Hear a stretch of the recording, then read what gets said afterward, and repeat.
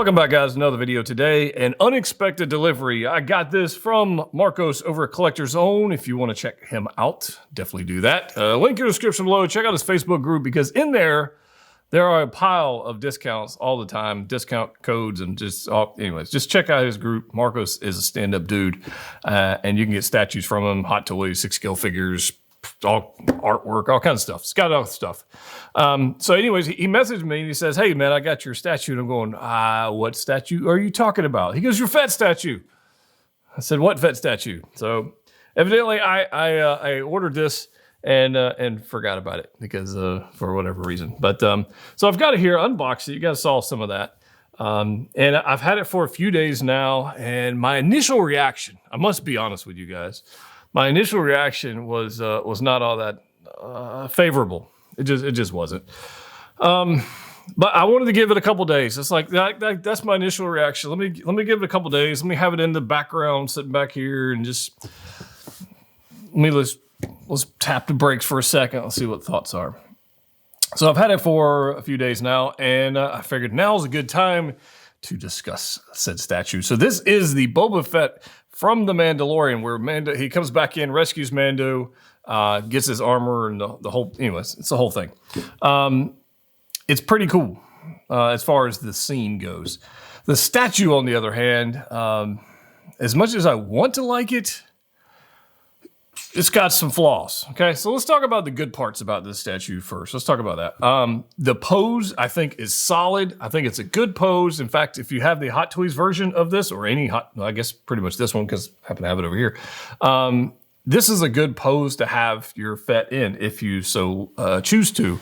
So I do like the pose. It's got some nice, good presence to it. The base is solid. Like it's got some weight to it, which is a premium format, all sculpted piece. There are no mixed media. This is not fabric. This is all sculpted stuff. All of it's sculpted and painted. And the base, I guess we'll kind of start to work our way up here. The base is okay. I mean, there's some different shades of brown and black and just different textures and stuff on there. And it's okay. It's okay. It's not mind-blowing, but I've seen other bases, and it looks like, what's the best way to put this? I don't know what the best way to put it is, so I'm not. I'm gonna leave that be. You guys can let me know. There's some close-ups there for you in the video. The boots-wise, again, all sculpted material. We've got some boots going down here with the little covers on it, the spats, and there's some nice weathering going on in the boots, so that's fine. I don't have an issue with that. Outside of that, so you got some dirty boots here, and he's on this like beat-up planet, and just things going on. Then you get up to here where it is his pants, his pantalones, if you will. And there's pretty much no weathering at all on those. It's pretty much black. There's some shading of it, some little bit of tan and stuff going on there, but not a whole lot. The texture is fine. It looks like fabric, so I give them sculpting for that. I think that's fine. It actually looks like fabric. I think they do a good job with that.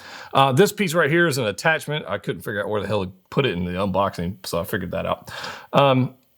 But there's nice texture going on here. The texture on this piece does match this one. The paint applications, I think, match. I don't have an issue with that. It's very flat. The light doesn't really bounce off of this all that much, which it might be a good thing since it's supposed to be fabric. So there's that. The cummerbund here, again, all sculpted material, no mixed media or anything like that. It's okay. It's very clean. Like the belt is very clean. There's a little bit of like the subtlest of brushing along the top middle of it to give it a little bit of depth. So you got that going on. But if I rotate this thing around, you can see on the back, and again, I'm having a close up for you guys, so I know you can't see it at this angle, but the belt back here is nicely done, and you got another little fabric piece. You got a holster that is, again, sculpted, so that looks fine. It actually does look somewhat decent. Again, everything looks brand new. Like this, everything he's wearing looks brand new, except for the armor, right? Except for the armor, which is his reclaimed armor. But as we move up this thing, this is where it starts getting a little weak. Like the lower half of it's okay. It starts getting weaker as the higher you go up on the actual statue. and which is disappointing because that's the main part of the freaking statue. The issue comes into play when you look at the armor pieces and the battle damaged or the paint application on the armor. So the gauntlets, the chest plate, the backpack, or the jetpack. The paint application is, I'm going to give it a 2 out of 10 at best, and that's being kind, because I don't think that it's.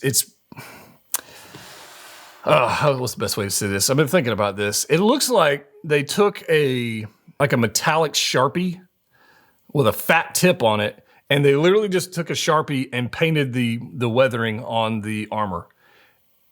It's weak.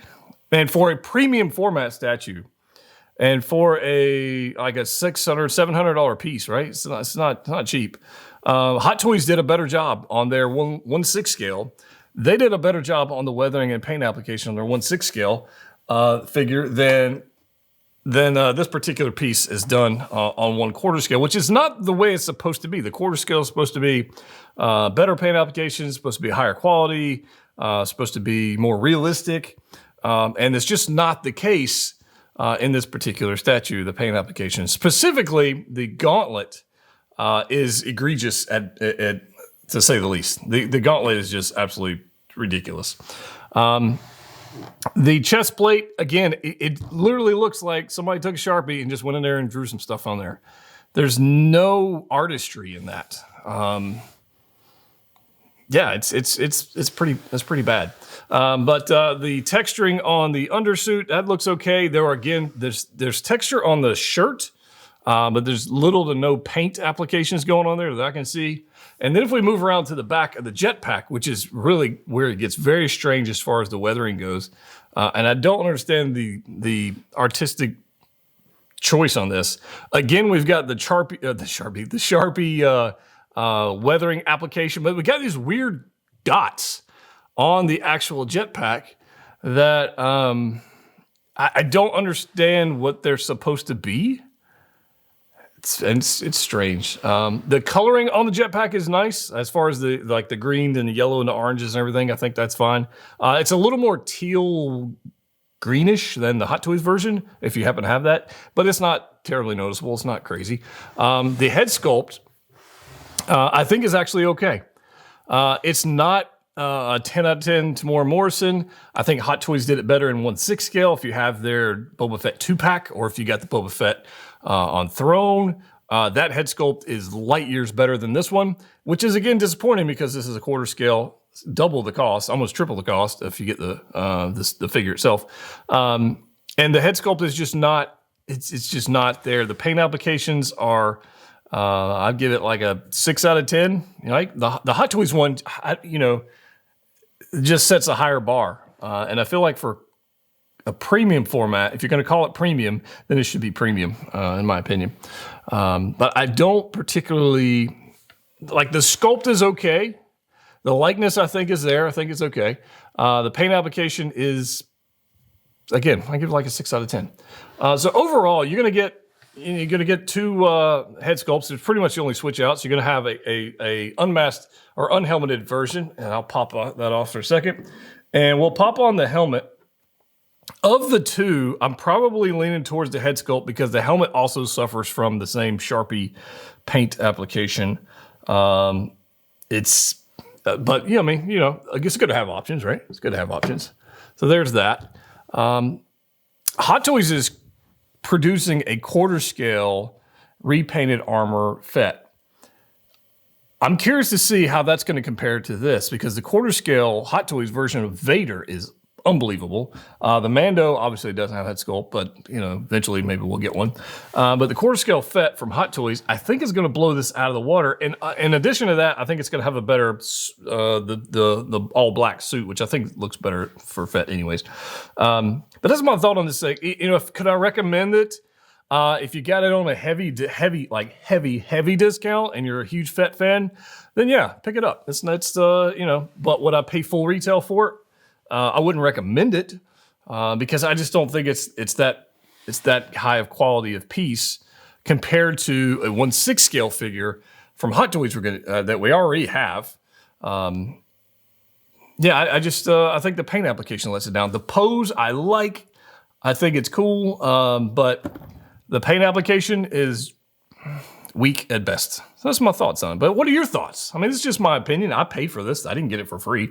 I paid a lot of money for this thing. And I'll add it to the Fett collection. It'll hang out back here with my other Fett collectibles.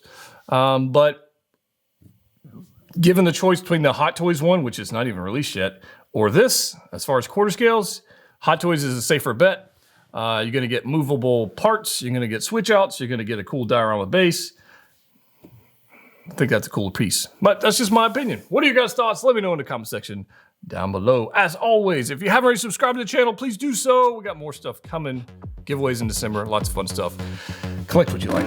See you next time.